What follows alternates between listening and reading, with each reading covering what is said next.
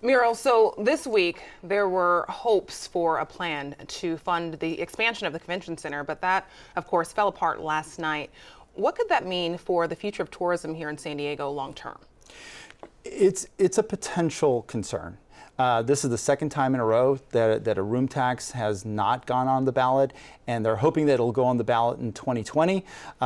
The effort last night was to get it on the ballot, but it would require a 2/3 majority. So in 2021, we're renewing our agreement with Comic-Con. Comic-Con brings in $135 million in overall revenue to the city, to restaurants, hotels, other entertainment venues, and the risk of potentially losing Comic-Con to an LA or Orange County that are all expanding their convention facilities is a risk, even though it's, San Diego is the home of Comic-Con. But it's not going to help us really bring in new conventions, large conventions, and that's a challenge because that's going to impact all the hotels, all the restaurants, all the retailers and entertainment locations are not going to benefit from this. Instead of as early as 2020, if it was on the ballot this fall, not until 2023, 4, or 5.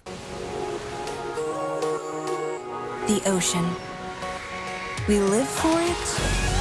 We fight for it. Another tourism-related story is SeaWorld. After years of decline, now the company is reporting that attendance is back up. Has SeaWorld turned a corner? I think SeaWorld finally has turned a corner, and here's why. They reported 5% growth in revenues, 5% increased attendance in the last quarter.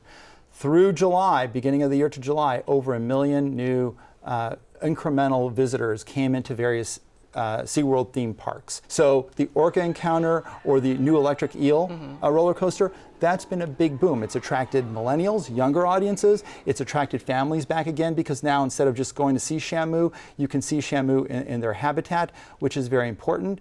And this has implications not only for their future expansion, for their hotel and other rides, but also for the revenues the city brings because their attendance is tied to what rent they pay to the city of San Diego.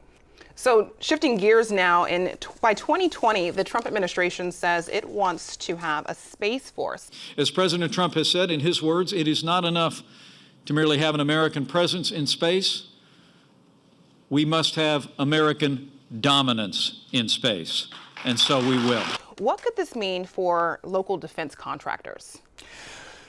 It could be a big boom for local defense contractors. Although we have, San Diego is a military town, so we have a lot of well-known defense contractors who have long worked in aerospace. So companies like General Dynamics, companies like Lockheed Martin, companies like Northrop Grumman, all have had big footprints with the Department of Defense already.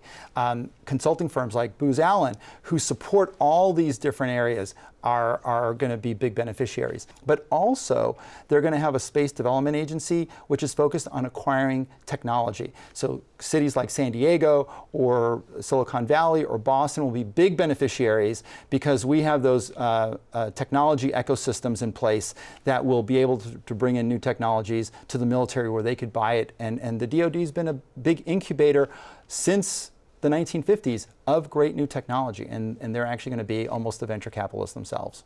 Always great to talk to you, SDSU marketing lecturer Mira Kopik. Thank you so much. Thanks, Ebony.